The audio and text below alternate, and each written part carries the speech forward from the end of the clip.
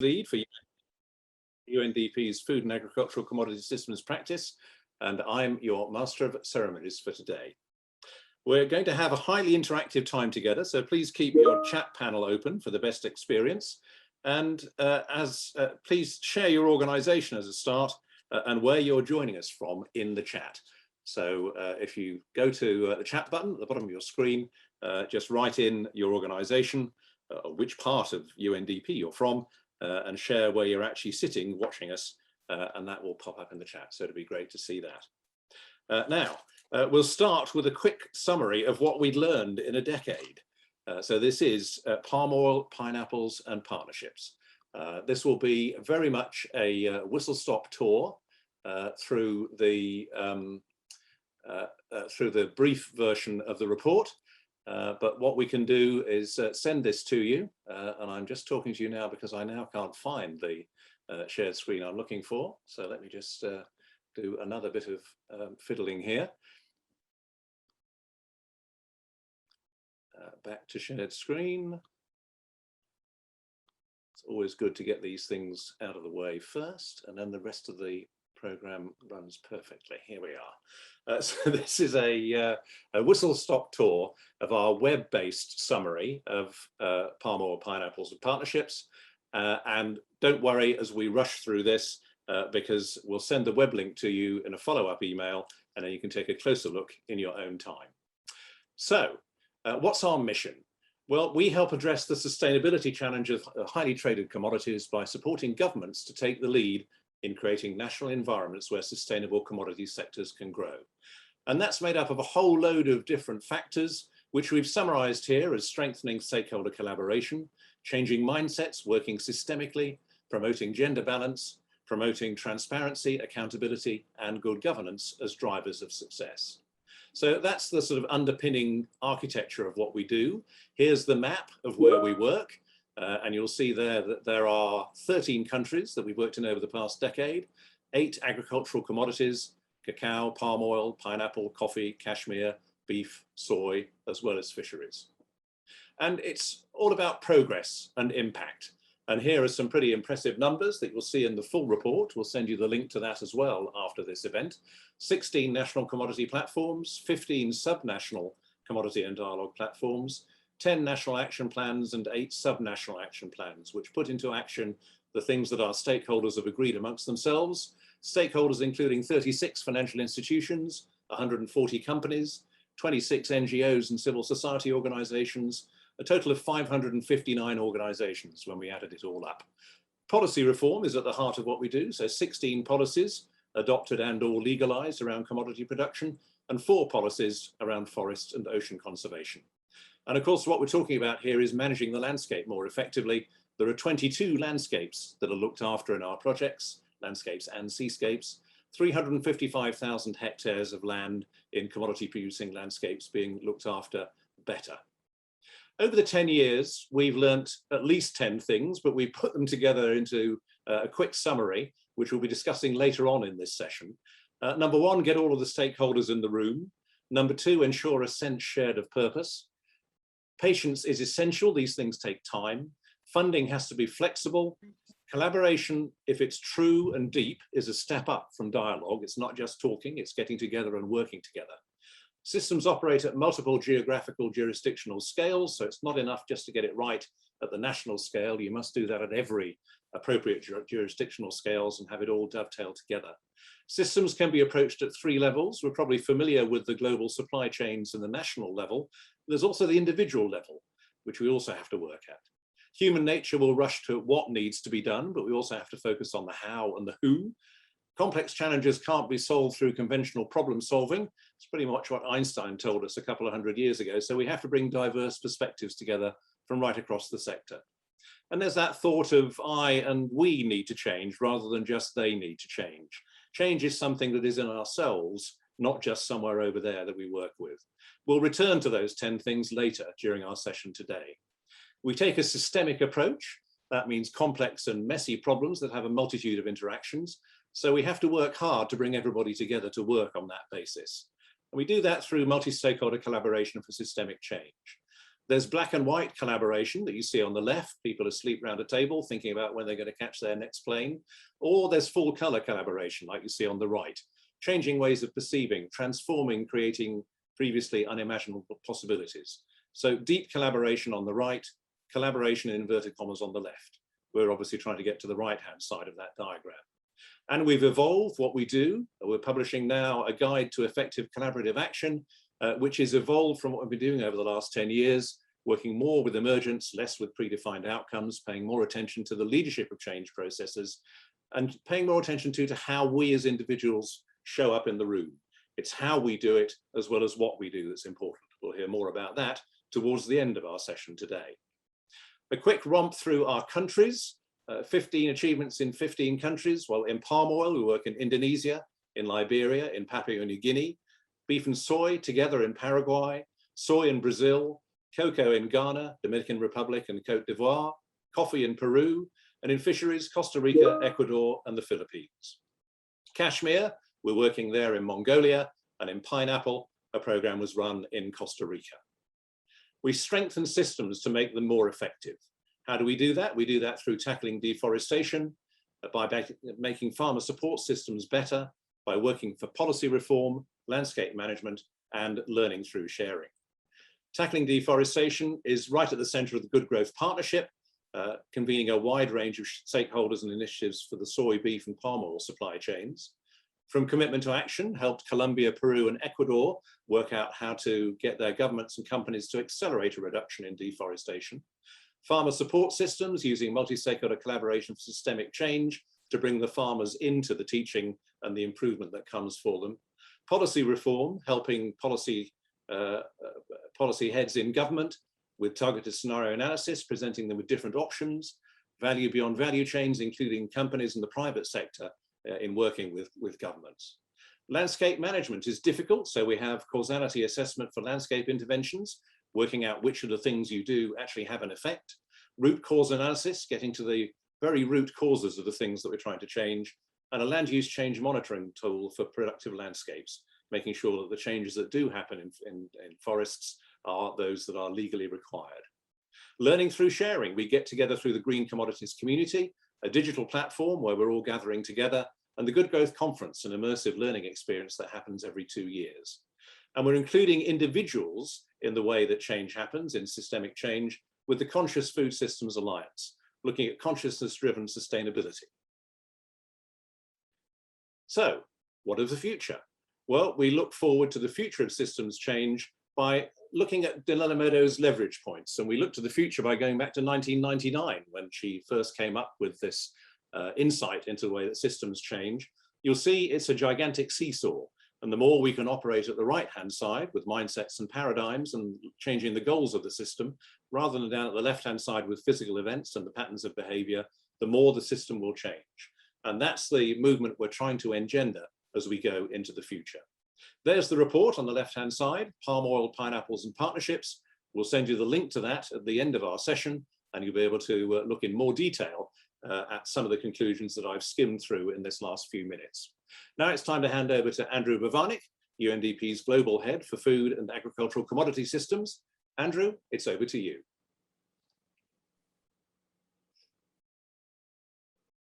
Thank you, Simon, and thank you for that tour de force of our work for everyone. As you can see, it's been quite a journey over these last 10 years, and really the idea of racing you through that was just to give you a bit of a glimpse and a taste of what we've been up to. But it's a real pleasure to be here today to celebrate our 10 years.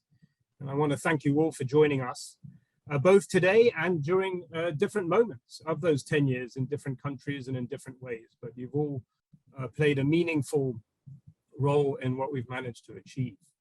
You know, we started small 10 years ago, building on decades of UNDP's experience in rural development, but to really focus on commodities. And we've grown continually over the 10 years. And as you can see, we really are now a truly global program.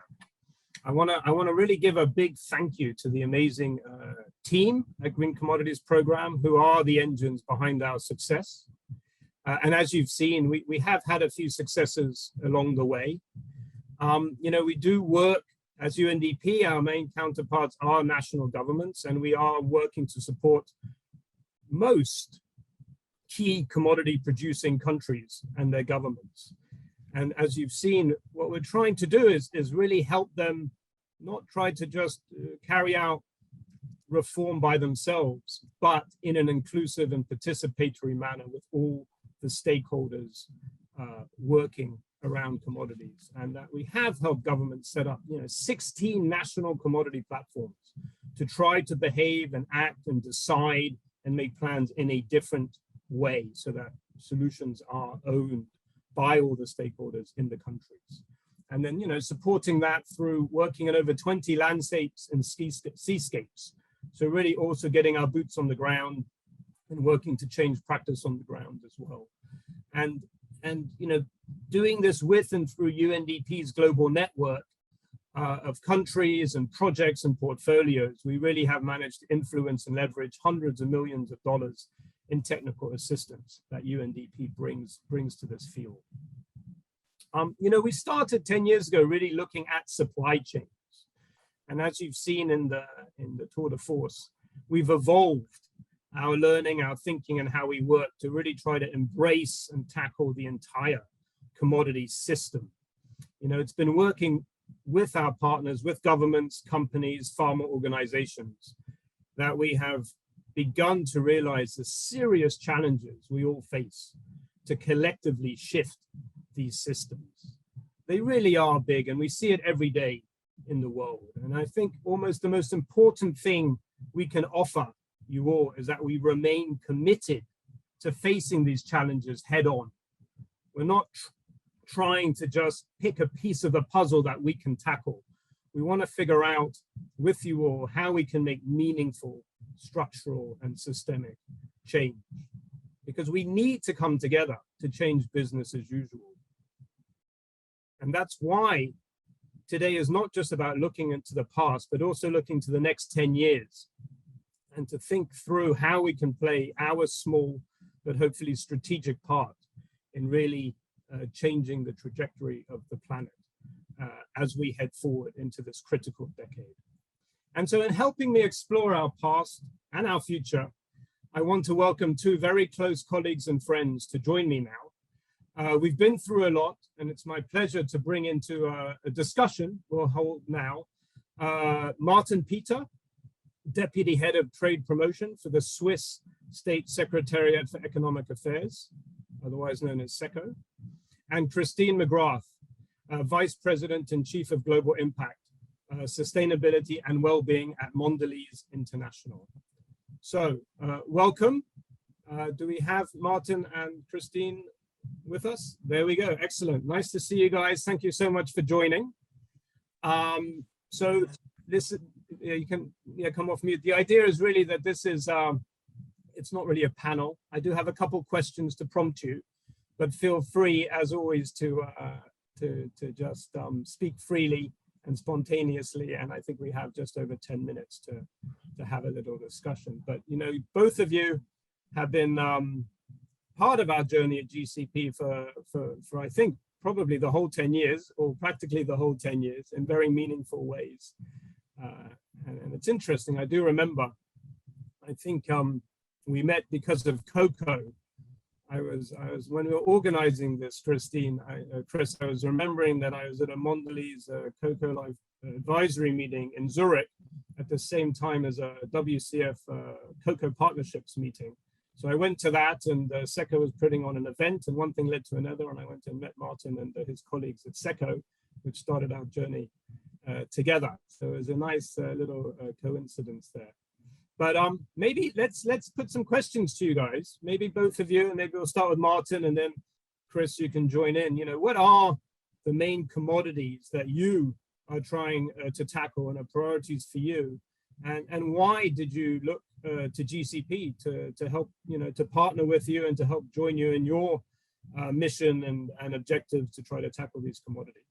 So over to you, Martin. Well, thanks a lot, Andrew, for inviting me, first of all. Thanks a lot for the question. as a development agency, obviously, we are interested in promoting sustainable commodity production. And we work on commodities where we see that Switzerland, we have a certain lever, or a certain leverage. This is mostly cocoa, coffee, gold, palm oil to a certain extent, where we want to create win-win-win situations, both for business, for the environment, and last but in no way least for farmers and their families. So when UNDP approached us, I think we were particularly intrigued by the multi-stakeholder approach, but maybe even more so by the role that you put to governments in producing countries. I think that was the most striking feature, a bit the missing piece in the puzzle of our intervention so far. Shall I go on? Shall I let in Chris? I don't want to dominate the conversation, as you wish. Huh? Thanks, Martin. Yeah, Chris, why don't we hear from you? Yeah, sure. Thank you again. It's great to be with you after all of our years working together. And Martin, great to be with you as well. So Mondelez International, just for context, we are one of the world's biggest snacks companies, one of the world's biggest chocolate companies. And thus we buy a lot of the key commodities that we've worked on together, particularly cocoa. So that's an area where, as one of the leading chocolate companies and biggest buyers, we feel like we can really, it's important to us to have a strong, healthy, sustainable, vibrant supply chain. And as we, as I've been working in this now 10 years myself, this 10-year mark is quite something. And I think, Andrew, we probably met right at the beginning of that 10 years because you were part of the Cadbury Cocoa Partnership, which is a pilot we were running in Ghana. And that led to the creation of Cocoa Life, which is our signature program in 2012, after a lot of work sort of investigating what were the issues, what were the challenges in the cocoa supply chain, and what did we think the right solution could be for our company. And it really was getting at those root causes, and we can talk about it, but the root causes of the challenges, and really putting farmers at the heart of the conversation, and looking at, to transform farming businesses, to transform communities where they live, as well as the environment, and protect it and restore it for the future. Putting all of that together in an integrated program, what would it take to be able to scale that? So we put this program together. We launched it in 2012 with a 10-year commitment, $400 million investment to be able to support all of our chocolate, but in the 10-year time frame. We're well on our way. We've been doing a lot of work and in evaluating what we've learned, what's working. I loved your insights. I guess number 9 really spoke to me. Complex challenges can't be solved through conventional problem solving, because that's exactly why we started Cocoa Life, was we really needed a very different approach. So happy to chat more about that, but I would just say we'll talk more about it. But Andrew, I think you've just been an advisor to us at a very global strategic level throughout this whole process of really challenging us along the way. We've had a lot of really healthy debates over the years around, how do we balance all the various parts of the program we're trying to influence? How do we really drive, what's the policy change? What's the pragmatic change at the farm level? How do you balance both? You need both. So it's an interesting dynamic, and the partnership with you and with your organization, this group has, and we can talk more about it, has been tremendously helpful. Great, thank you both. Yeah, it's to me, I've appreciated so much being able to work with yourselves trying to tackle these challenges, and not just alone. You certainly need all the brain power. But I mean, maybe Martin, I see you just are going to say something, but also maybe we don't have too much time left, unfortunately. Time flies when you're with friends and having fun, but maybe you can think of a couple of highlights or something particular that, you recall from our time together at GCP, the work we've done with yourselves that really stands out to you. I mean, you were in Peru for a long time too, so I don't know, something from there perhaps. Yeah, I just wanted to add, I mean, for us, the vision the focus on the government sector was crucial, I would say. But on the other hand, it was also the role of the private sector. And I remember very well that when our board discussed this project, they asked, well, it's good to focus on the government sector, but are there really private sector companies that are interested in this approach? And it was great to see that the company such as Mondelez is really ready to also engage and also put in money and bet on this approach. So yeah, when we brought this project through, we learned in Peru. I was working as a SECO director in Peru at the time.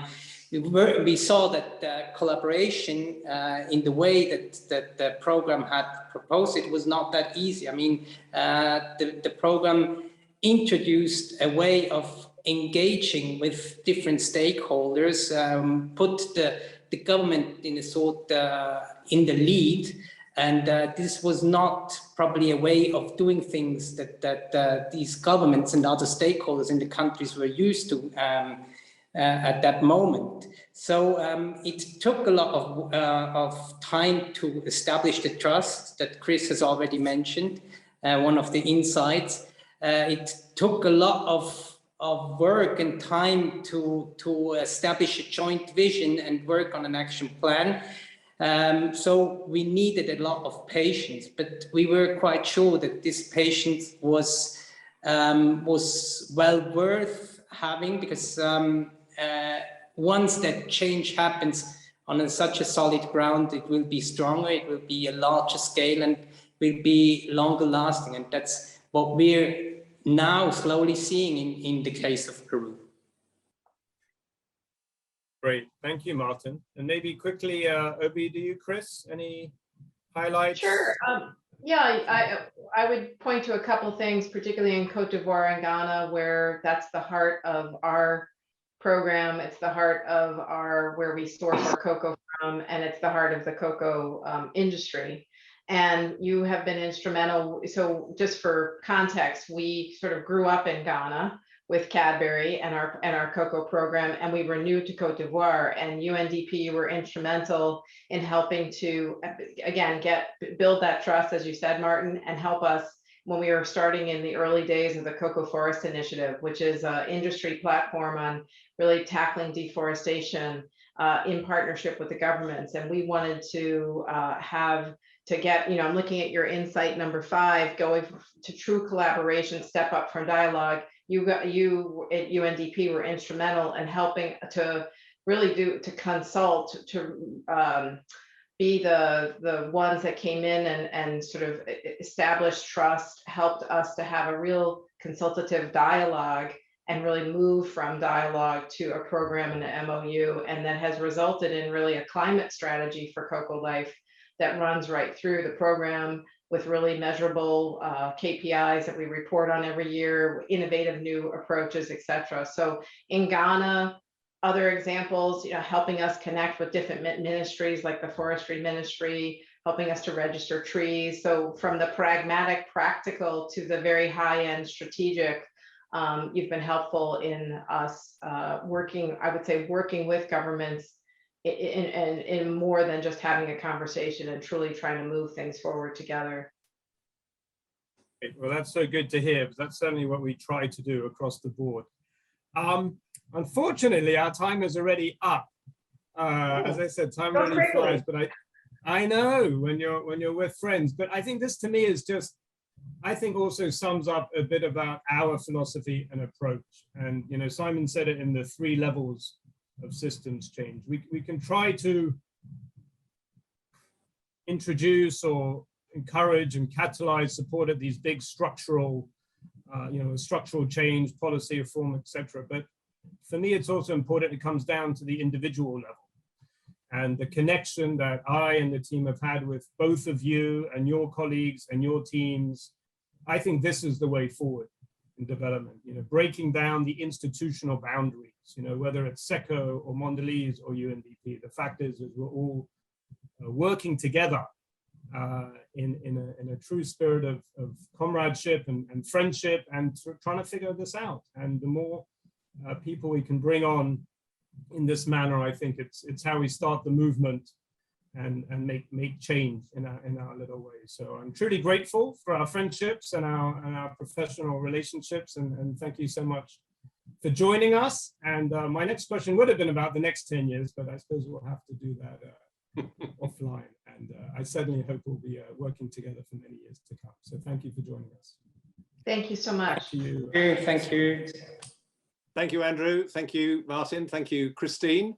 Well, we've been already in this in the first half an hour of our time together to Switzerland, Chicago, and New York. We're now going to take 3 perspectives on collaboration and systemic change from government in Indonesia, from country stakeholders in Paraguay, and from a donor foundation, the Rockefeller Foundation. So let's move to those now. First of all, to Indonesia.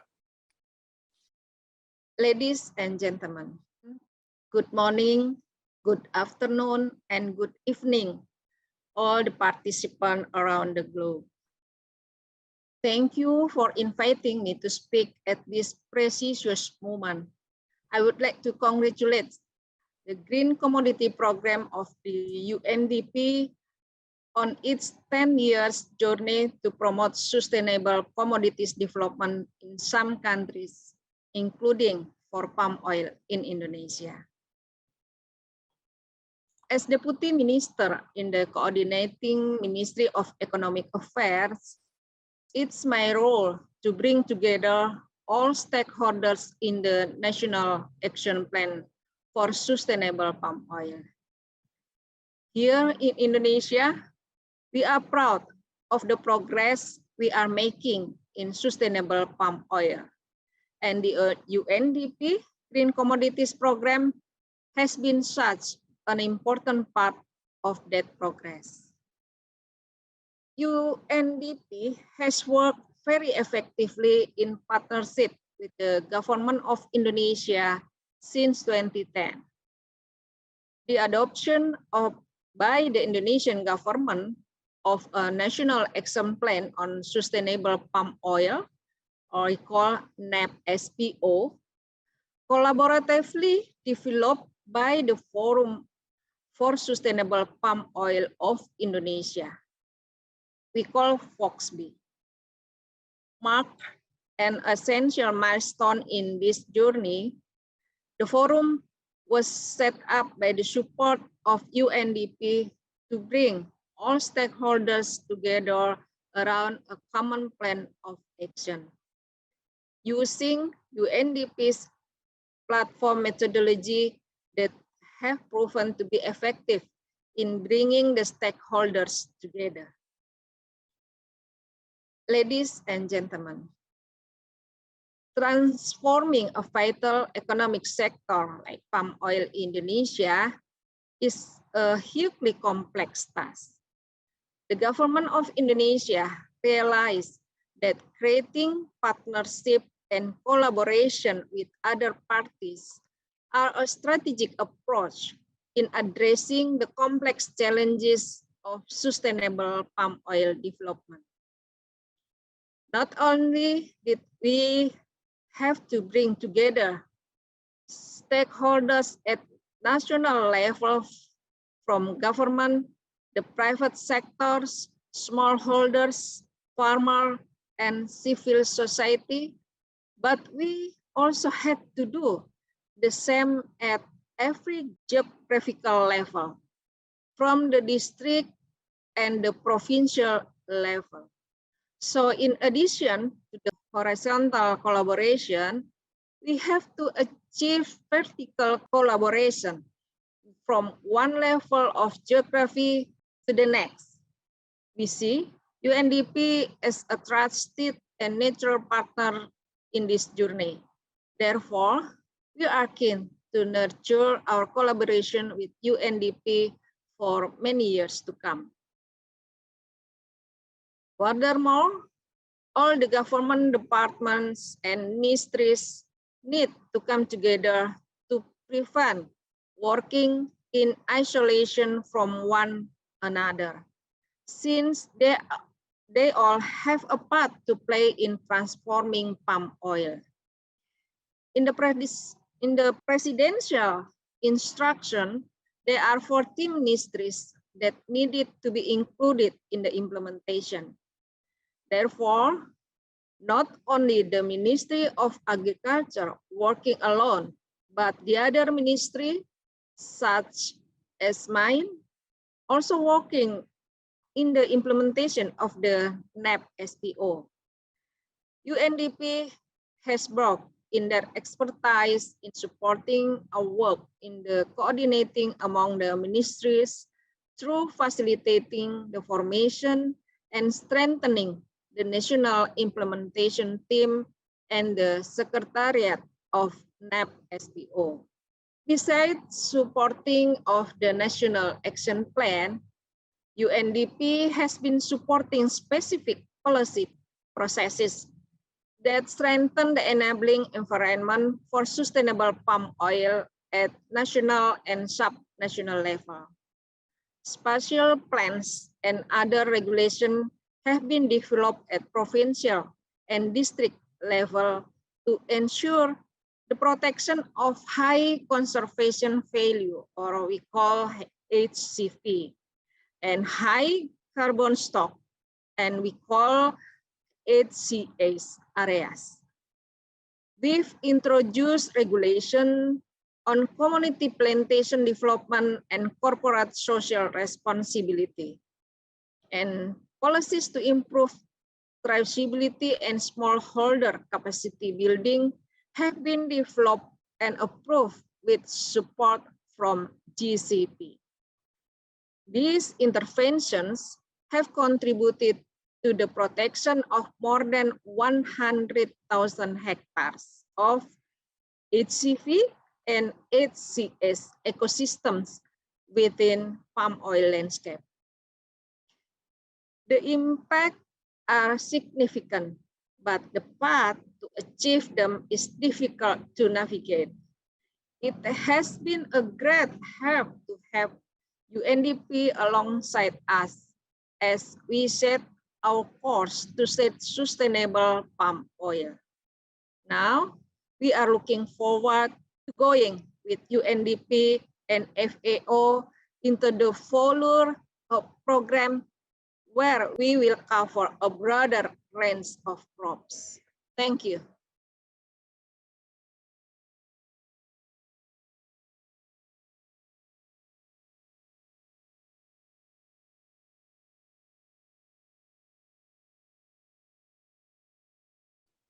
And now voices from the Green Chaco.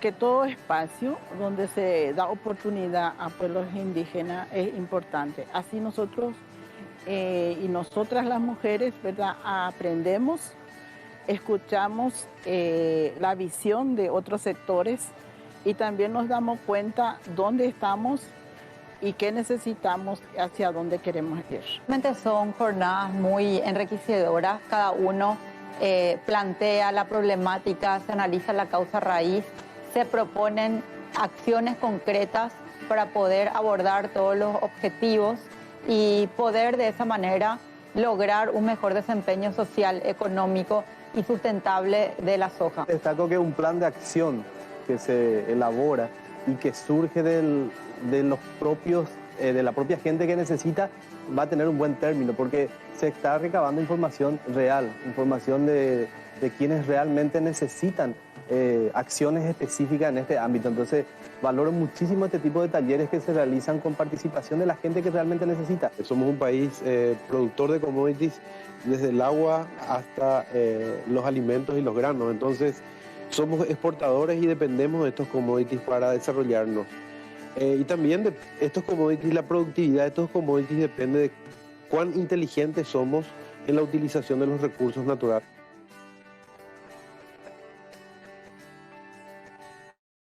So we heard there from Ibu Mustalifa Mahmud from Indonesia, the Deputy Minister for Coordinating Economic Affairs, and we heard then from our stakeholders in Paraguay in the Green Chaco project. So now let's move on to our final contribution before we go into a discussion with our advisors. Sarah Farley from the Rockefeller Foundation. Hi, I'm Sarah Farley, and I'm the Managing Director at the Rockefeller Foundation's Food Program. For about 20 years now, I've been learning and contributing to systems change work through innovation, most recently focused on food systems. And I must say, the insights emerging from 10 years of the Green Commodities Program are really instructive for all of us working on systems change.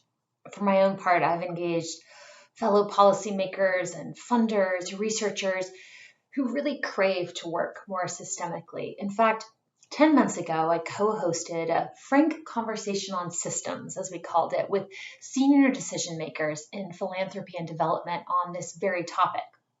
And we came together because we were really puzzled as to why so many of our organizations struggle to mainstream these approaches within our institutions. That in fact, we actually bring up these behaviors that make systems approaches quite antithetical to how we work. One of the sets of behaviors that institutions noted that so often is existent relates to process. As an example, there's so often an ambiguity or even a resistance to letting others lead, which is required to pursue systems change strategies. Well, this maps to UNDP's lesson number 5. We need true collaboration, and that's more than dialogue. It really means letting other people hold the reins.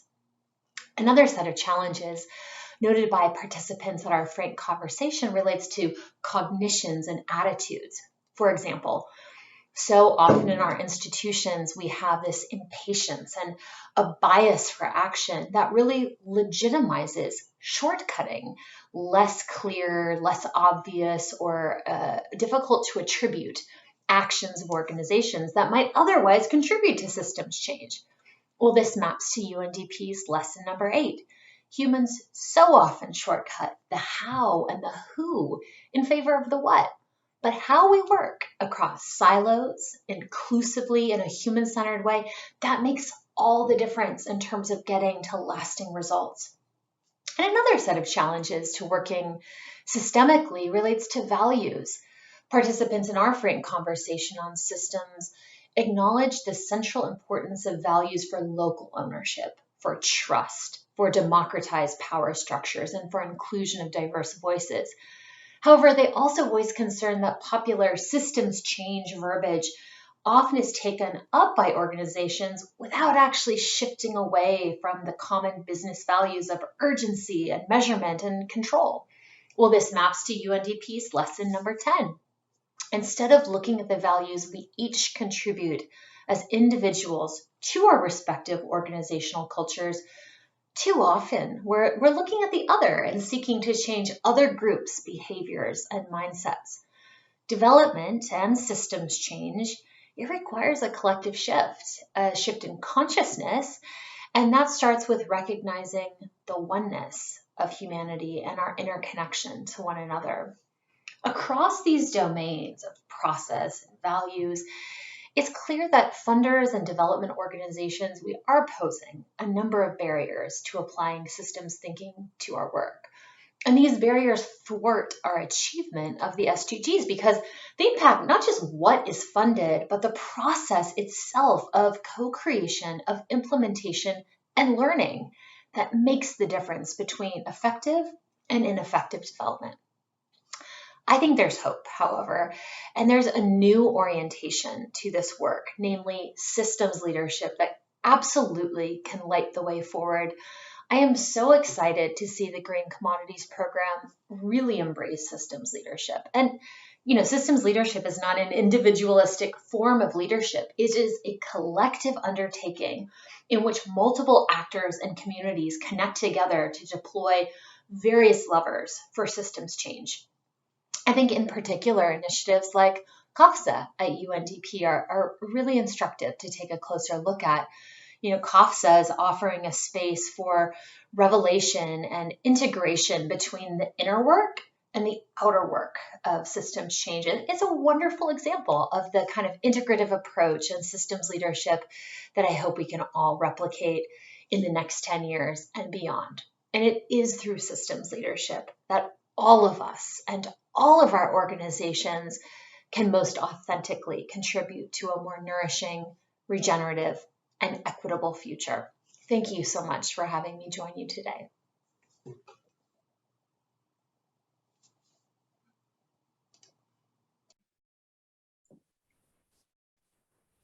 Thank you, Sarah. And now over to Lisa Melvin, who's with our advisors to discuss what we've heard so far today. Thank you, Simon. All right, so we're just going to dive in a little bit to some of the 10 lessons that we highlighted of all the lessons we've learned. We've learned many more than that. And to give you a bit of a flavor of what's in those boxes that you saw earlier, we're just going to have a brief conversation amongst ourselves about what we each learned. So Pascal Bonzon, what have you learned in your time about partnering and collaborating? Thanks for the question, Liz. So as you know, I have been managing the Good Growth Partnership, which is a partnership supported by the Global Environment Facility between UNDP, Conservation International, the International Finance Corporation, UN Environment Programme, and WWF. Its objective is to reduce deforestation from certain key agricultural commodities supply chains. And so far, we have been working on soy in Brazil, beef in Paraguay, and palm oil in Indonesia and Liberia. We have been trying to advance change by fostering collaborative action between supply chain stakeholders, from governments to producers, processors, and retailers. So you can understand that collaboration, both between the GDP partners and between supply chain actors, has been central to our work. There are many learnings from the past few years with the Good Growth Partnership that I could talk about regarding collaboration. However, I would like to highlight one here. I have learned that first and foremost, collaboration requires trust to be created between collaborators. And that is no small task. It requires time and efforts, including creating safe spaces for one-on-one connections to happen and to unveil the individuals behind the organizations. Once individuals connect at that level and realize that we are all humans trying to advance our goals and facing similar challenges, it is much easier to engage in collaborative action. I hope it helps, and back over to you, Liz. Great. Thanks, Pascal. Like Andrew said, it's all about the relationships between people. It's great. Mm-hmm. Thank you. And Life, how about you in all your time? What do you see now as key to making sure that, you know, as we build relationships, that we don't leave anyone out? Yes, thank you very much. So indeed, a lot of our work has focused on trying to get all the stakeholders together and participate in the same discussion and dialogue. Let me start just by observing that a lot of the dialogue that happens on sustainable commodities happen in global spaces. And often national actors tend not to participate so much there, which really means that the global agendas on sustainable commodities and also a lot of the action is defined without the participation and buy-in from national people who need to take action in their countries to improve on problems. And moving to the national level, we have found that often there were no good dialogue spaces available, or in the cases where there were or where there are dialogue spaces, they tend to be dominated by the strong actors. So typically public sector, maybe some private sector, but often, you know, you don't hear much about the voices of the smallholders, the women, the indigenous groups, and other voices that tend to be drowned out. And that means that you don't have people around the table who both affect the problem, but also are affected by the problem.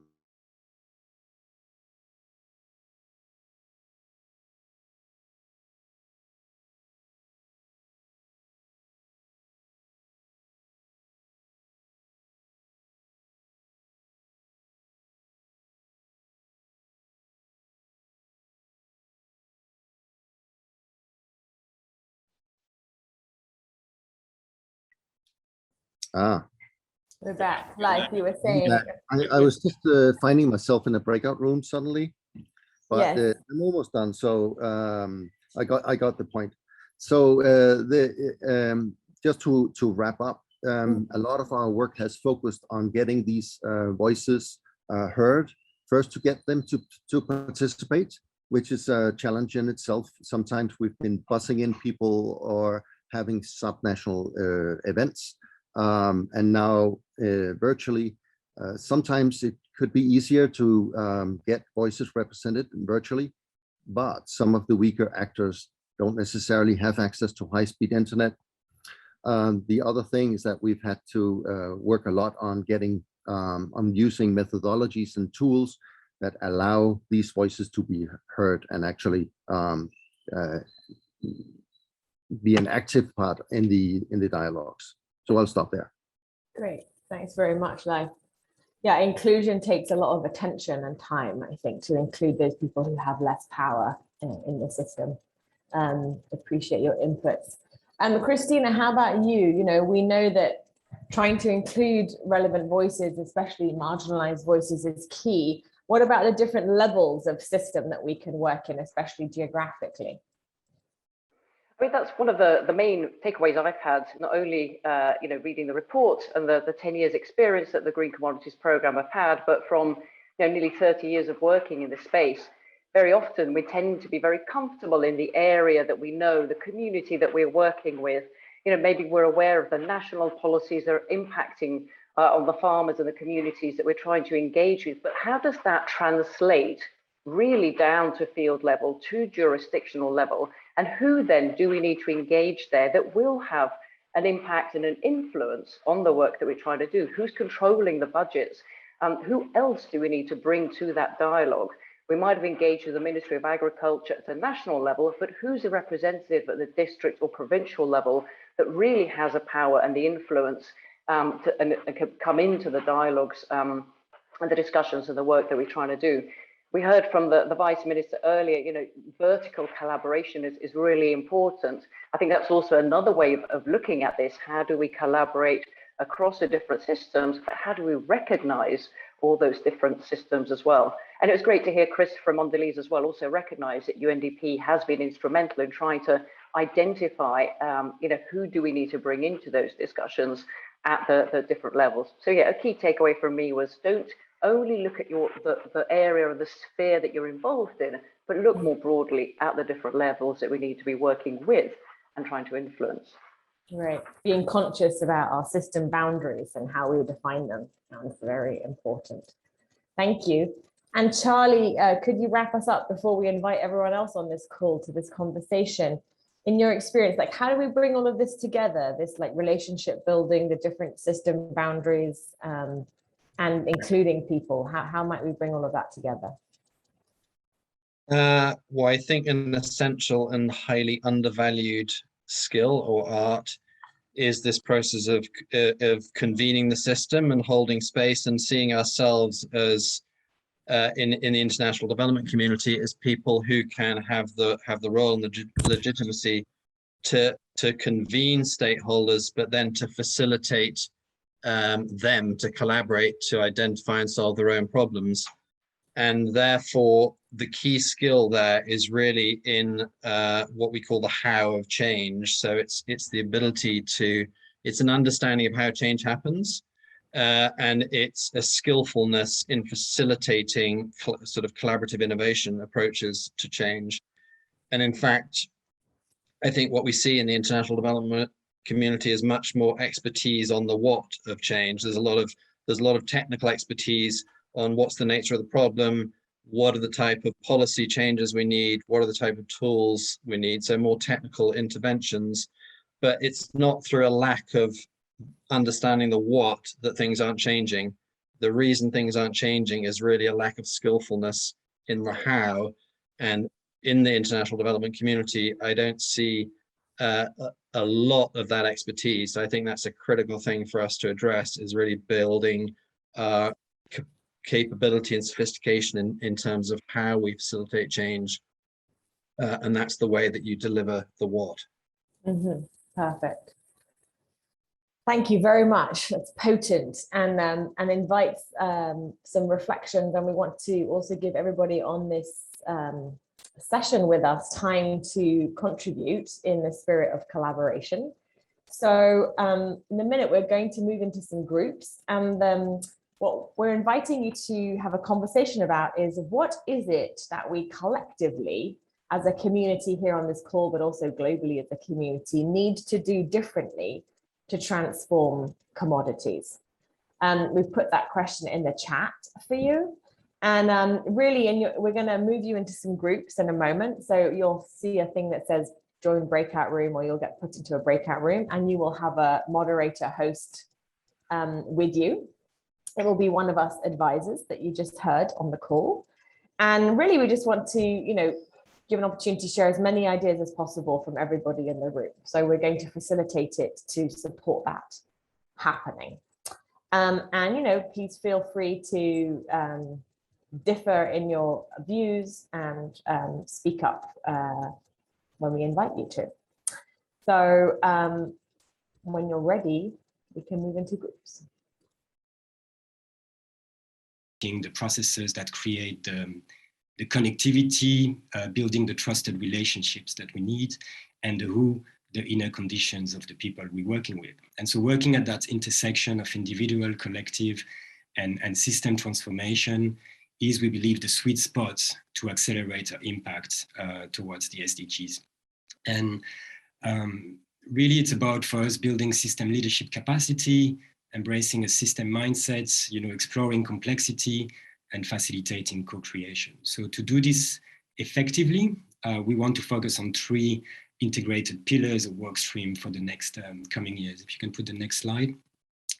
So you can see here on the slide, it's about effective collaborative action, 1 pillar, advisory services, and the green commodities community. And we want to bring each of these pillars to the different food and agriculture commodity system initiatives, programs that we are currently working with. So let's look briefly at each of them. Don't worry, there's only 3 slides today. Next slide. So firstly, a lot of attention is going to be on changing system through collaborative action. We really believe in collaboration, thinking that we're lacking these collaborative mindsets for transformation and the sets of values that is required for this transformation.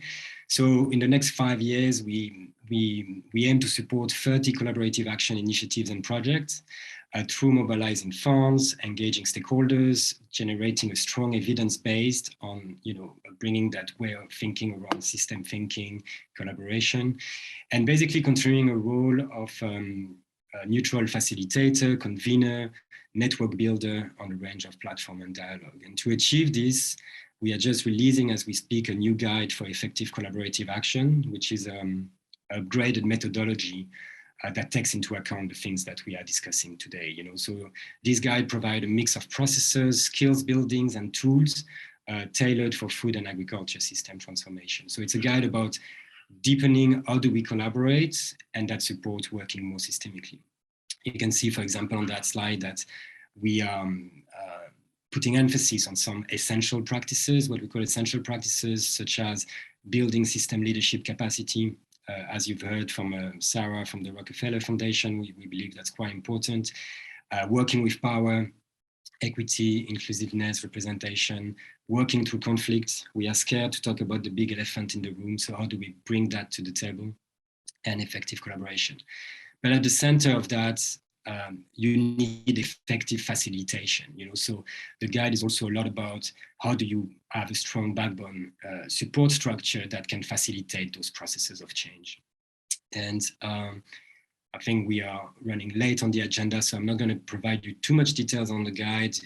We have a website, a guidebook, guidance materials, curated resources, and we're going to share a link to that after this call to all of you. Secondly, next slide, please. A strategy is also focused on continuing to provide the technical, system, and innovation advice to an increasing portfolio of programs and projects that we're working with. So we're going to continue providing support on economic incentives, farmer support systems, policy reform, deforestation, or landscape management. And we aim to provide this advice to a portfolio of $200 million projects in the next 5 years in our strategy. And finally, this is really a high-level overview of a 3 work stream. Looking towards 2030, we want to continue strengthening our community. This is a photo of all of us in Peru before COVID, and we've established that community in 2014, and that's been really an important contribution to the success of the program. And the value of the community really stems from the fact commodities and countries, and it concentrates on the needs of practitioners on the ground. So we encourage South-South, multi-stakeholder learning and exchange, and this is where we bring that expertise on changing system through collaborative action. So for example, next year, we're going to have deep dive for the community on these essential practices that I mentioned, on working with power, working through conflict. How do you build a safe collective space for building those trusted relationships, etc. So, and importantly, how do you promote also an integrated approach, breaking down the silos that we have within our own institution, and across lots of competition across initiatives working on food system transformation. So that's really an aspiration of the community to break down these silos and to bring that deep expertise, if you want. So in a nutshell, this is going to be a priority moving forward in the next 5 to 10 years. And we're going to be sending you more information on the guide to effective collaboration and how to join the community after this call today. So thanks everyone, and over to you, Simon or Lisa. Thank you, Nicholas. Yes, lots of exciting things happening in the future, and joining that community is your way to keep in touch with how things are developing. We will indeed send you links to the full report, to the web-based summary that we started with, and to that absolutely fantastic guidebook, the Effective Collaborative Action Guidebook. Lisa, over to you. Let's see how people have reacted to your 140 character challenge. Yes, so Christina, let's hear your 140 character tweet from your group. Look beyond the unusual unknown to understand others' incentives to engage and change in order to find alternate paths forward. Great. If you've written that, could you put it in the chat for us as well? So that we can read it again. Awesome. Thank you. Potent. Charlie, what's your tweet for your group?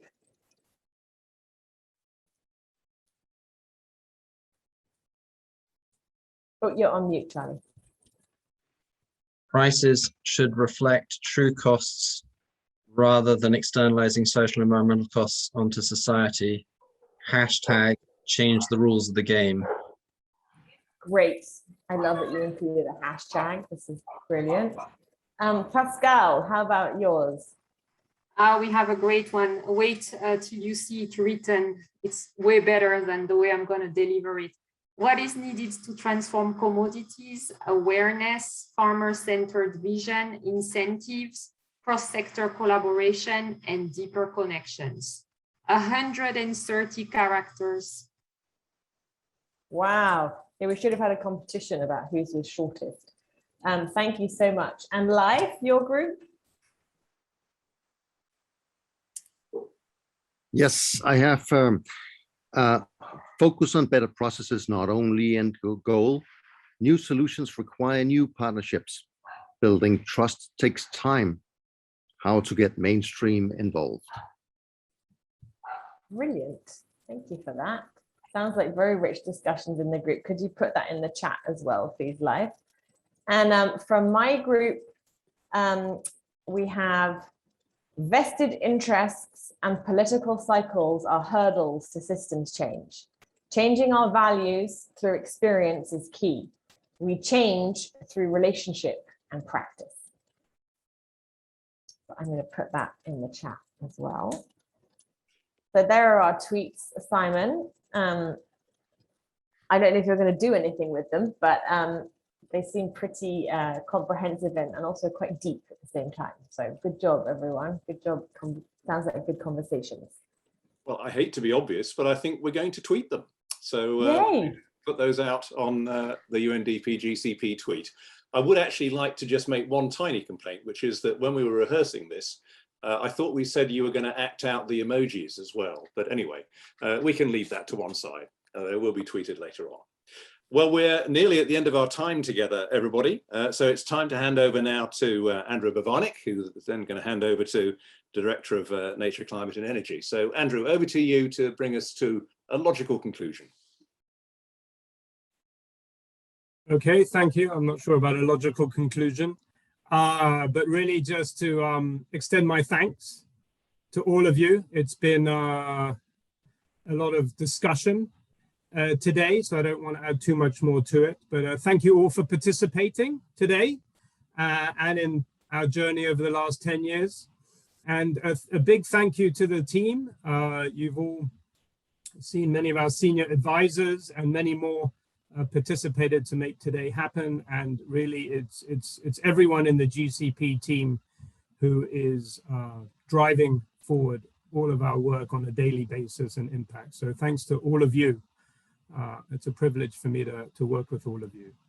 And, you know, I think today we've heard a lot of inspiring speeches earlier on and had rich discussions in the breakout groups. So I hope it sparks some ideas, some useful ideas for all of you. And let's use them to look ahead and to step up to the challenges we face going forward. And I truly hope that you all join us in our journey ahead over the next 10 years. You've seen many of our senior advisors, so please do join us and work with the entire UNDP. We're all here to lend our support and work with all of you to really transform commodities and produce sustainable development. So thank you all, and let's look ahead.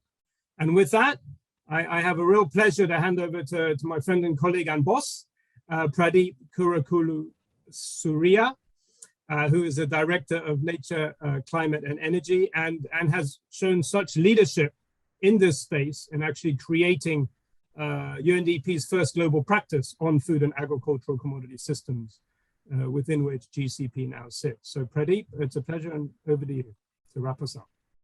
Thanks, Andrew, but you're being too kind. I think the real leadership is in all of you for the wonderful work that you've been, advancing over so many years, really.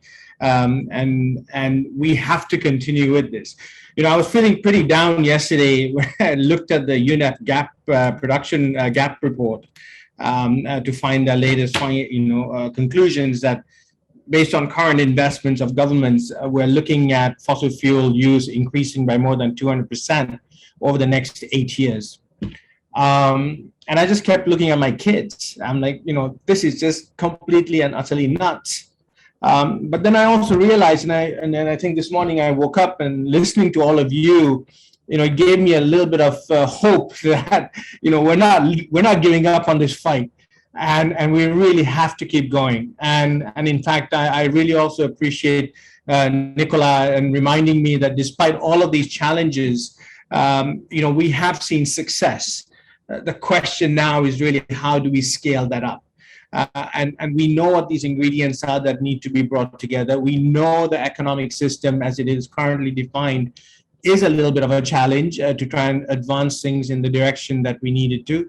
But we have to keep up the fight, and we need to make sure that we move forward. So count on full support from UNDP. I think the partnerships that are so intrinsic to work like this is going to be even more important tomorrow.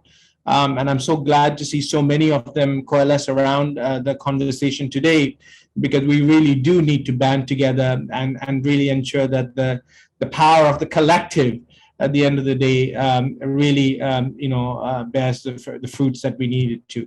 So with that, I just want to say thank you again to everyone, and I look forward to working with all of you in the months and years ahead.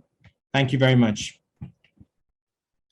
Thank you, Pradeep. That's excellent. And it falls to me now to bring matters to a close. And thank you all for your participation. I can't wait to read all of the chat contributions that came in during the breakout groups. Lots and lots of brains collaborating together there, which is what it's all about. And we will be tweeting out the short results of what you came up with. We'll send you a follow-up email if you want to download the report that we've been talking about, which contains all of our impacts on the last 10 years. There's a rather long URL there, but anyway, go to greencommodities.org, go down to the bottom of the page and look in resources, and you'll find there that the report is waiting for you, or just wait for the email to arrive with everything in there. So we'll send the full report, we'll send the web-based summary that I started the session with, and the Effective Collaborative Action page, which contains the guidebook and many, many other great resources that the team have put together. Thank you for all your time. Thank you to all my colleagues for their help in putting this together, and I wish you a good rest of the day. Thank you and goodbye.